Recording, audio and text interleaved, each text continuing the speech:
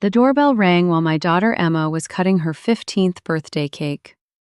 "Mom, door!" she called out, blowing out the candles. I walked to the door, looked through the peephole, and saw a face I hadn't seen in 15 years. Ryan Chambers, Emma's father. The man who never admitted he was her father. I opened the door. Not all the way, just a crack. "Hello, Claire," he said. His voice was trembling. "What do you want?" I want to see Emma." I didn't know whether to laugh or cry. "After 15 years? Now you want to?" "Please. I know, I can explain." "No," I said, and slammed the door in his face. But he didn't leave. He kept knocking. Emma came out of the kitchen. "Mom, who is it?" In that moment, I had to make a decision. Should I tell her the truth? Or should I send Ryan away and pretend nothing happened? My name is Claire Elizabeth Morrison. I'm 39 years old and I teach elementary school in Boston. I have a good life. A small but cozy house, an amazing daughter, and a career I built for myself. But it all could have been so different. 15 years ago, I was 24 and in love with Ryan Chambers. Ryan was a brilliant, charismatic, ambitious law student. Harvard Law, wealthy family, bright future. I was just an ordinary girl studying education at Boston State. But he had chosen me. Or so I thought. We were together for 1 year. It was a beautiful year. Dinners, walks in the park, dreams of the future. Then I got pregnant. I was 22 years old. It was unplanned. I was scared. But at the same time, I was happy. Because I loved Ryan. And I thought we'd build a family. When I told Ryan, his face went white. "What?" "I'm pregnant. 6 weeks." Silence. A long, cold silence. "Are you sure?" "Yes. I took 3 tests. All positive." He stood up, opened his mouth as if to say something, then closed it. "Ryan, we need to talk. We need to make plans." "Plans?" His voice was harsh. "Claire, I'm in my 2nd year of law school. My career is about to start. I can't have a child right now." "But we can do this together." "No, I can't." And then he said those words, the words that changed my life. "Are you sure it's mine?" I froze. "What?" "The baby. Are you sure it's mine? I mean, you could be seeing other people too." My world shattered. "Ryan, we've been together for a year. I'm only with you. How can you ask me that?" "Because Claire, you're easily influenced. Who knows?" "Get out," I said. My voice was cold. I wasn't crying. I was too shocked to cry. "Claire." "Get out now!" He left and never came back. The next day, I received a letter from his lawyer. My client, Ryan Chambers, denies any connection to the child. My client refuses to submit to a paternity test. If you file for child support, my client will exercise his full right to defense and will attempt to question your character in court. My character. As if I was the bad person. I consulted a lawyer. Legal counsel told me, "You can force a paternity test, but it's expensive, lengthy, and emotionally draining. And even if you win, you'll get very little child support because he's still a student." So what should I do? Be independent. Stand on your own. And forget that man. And that's what I did. My pregnancy was difficult. I was alone. My parents were in another state, unable to help financially. I dropped out of school. I couldn't find an internship as a pregnant teaching student. I worked in retail stores to make money, night shifts, until my feet swelled. Emma was born on May 15th. 7 pounds, healthy, beautiful. I was alone in the delivery room. No one was there, just the nurses. When I first held Emma, I cried, but they were tears of joy, because I loved her, from the first second. I promise you, I whispered, I will never leave you. Never. The first year was hell. No sleep, no money, no social life. I received government assistance, WIC program, food stamps, Medicaid. It was humiliating but necessary for survival. I worked 2 part-time jobs. I'd drop Emma at daycare, work, pick her up, bring her home, put her to sleep, work again. When she turned 3, I went back to university online. Night classes, homework after Emma slept. It took 2 years, but I got my degree. I found a teaching job, elementary school, 2nd grade. The salary was modest but sufficient. We rented a small apartment. Emma had her own room. The furniture was secondhand, but clean and safe. And we lived. Just the 2 of us. Ryan? I never saw him. I didn't follow him on social media. I didn't ask his friends. I tried to forget. But every time Emma grew, I saw Ryan. His eyes, his smile, his features. When Emma was 5, she asked, "Mom, where's my dad?" I had prepared for this question, but it was still hard. "Baby, your dad, he's not here. But don't worry, we're fine. Just you and me." "But everyone at school has a dad." "I know, sweetheart. But some families only have moms. And that's okay." "Doesn't he love me?" Oh, that question. That damn question. He doesn't know you, Emma. And that's his loss, because you're wonderful. As Emma grew, the question came less frequently, but it never completely disappeared. At 10, it was a school project. Draw your family tree. Emma came home crying. "What should I write for my dad's name?" "I don't know, baby. I've never seen him. I don't even know his picture." I hadn't kept any of Ryan's photos. I'd thrown them all away. "Emma, listen. You have a family of people who love you. Me, Grandma, Grandpa, aunts, uncles. We're family. But my dad? Your dad, you don't need him, because I'm always here." At 12, a friend's father took Emma to a basketball game. She came home quiet. "What happened?" "Nothing." "Emma, tell me." "Sarah's dad, he's so nice. He taught me how to shoot. And I thought, I wish I had a dad too." My heart broke 1,000 times. "I'm sorry, baby." "Why did he leave? Why didn't he want me?" And in that moment, I decided I needed to tell her the truth. Because he was a coward, Emma. When I got pregnant, he wasn't ready. He thought about himself, not us. And that's his mistake, not yours. Emma cried. I cried with her. For 15 years, I thought about Ryan. I was angry, hurt, but at the same time, I didn't hate him. Because without Ryan, there wouldn't be Emma. And Emma, she was my everything. Then today happened, Emma's 15th birthday. I threw a small party, a few friends, cake, gifts, modest but nice.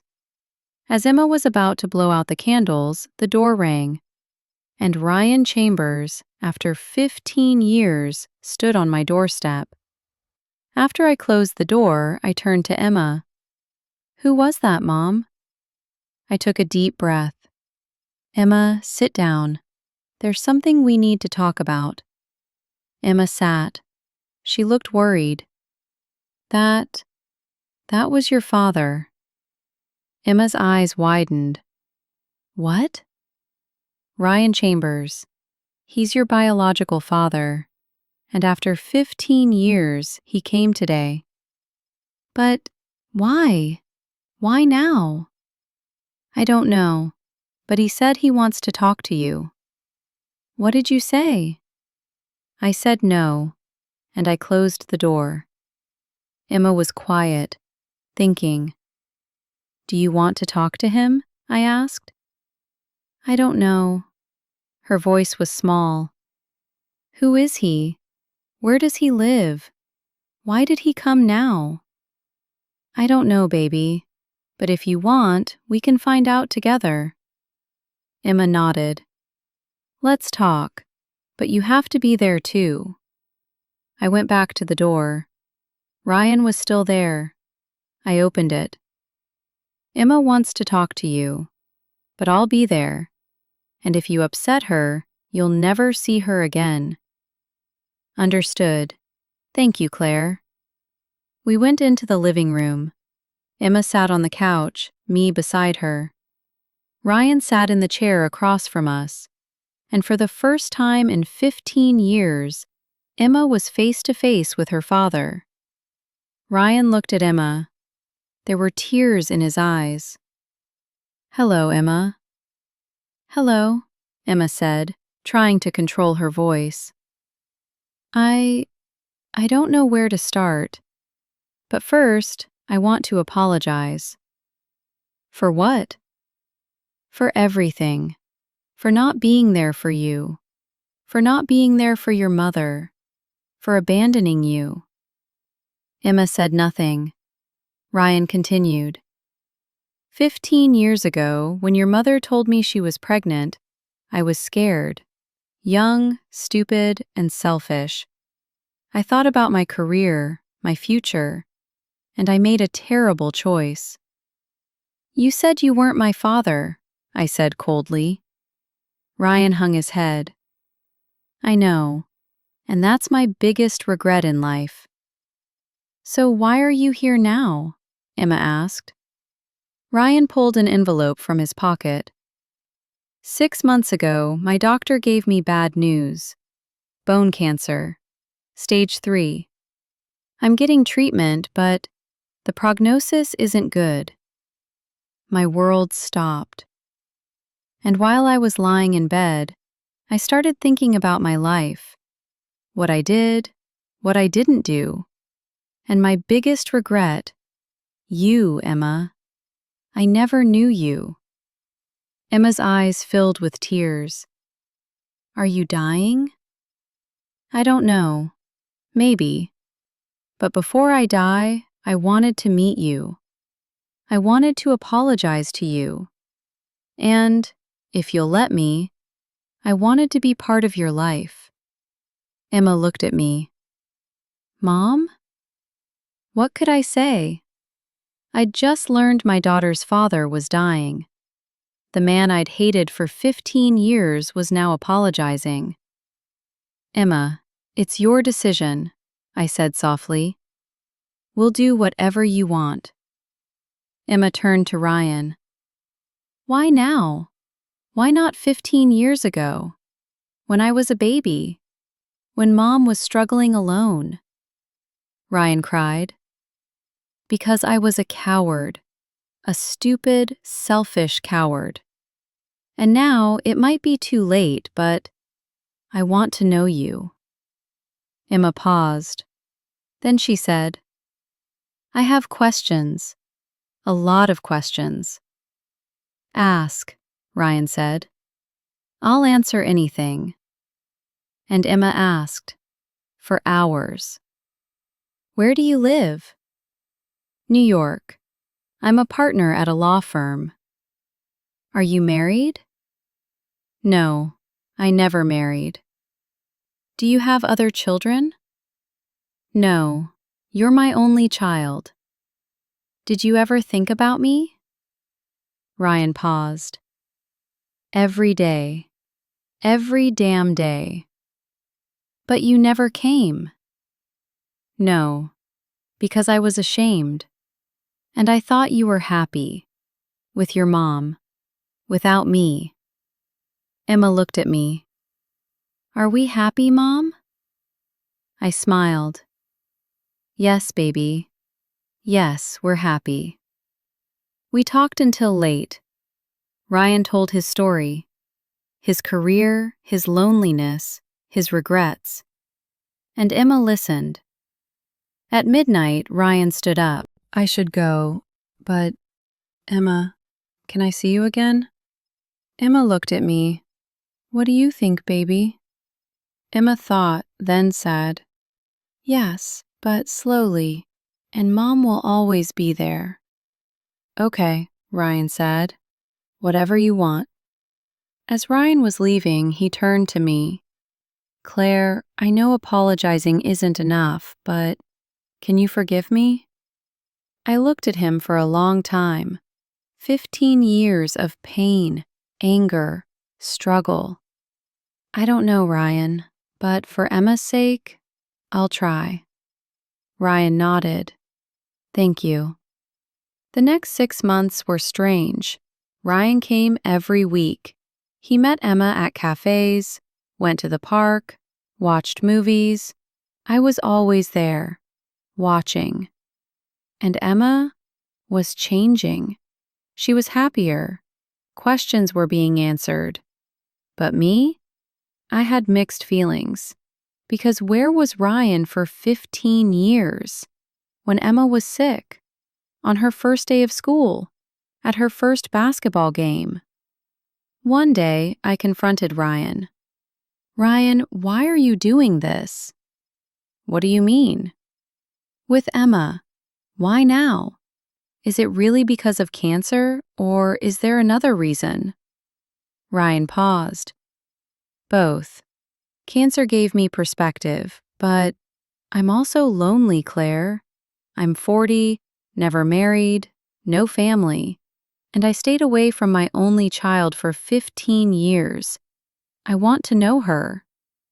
But Emma isn't a compensation tool. I know, and I'm not using her like that. I love her. After 15 years? Yes, because she's my daughter. He looked into my eyes. And you? You're incredible. You raised her alone. You made her a perfect person. I'm proud. And I'm sorry.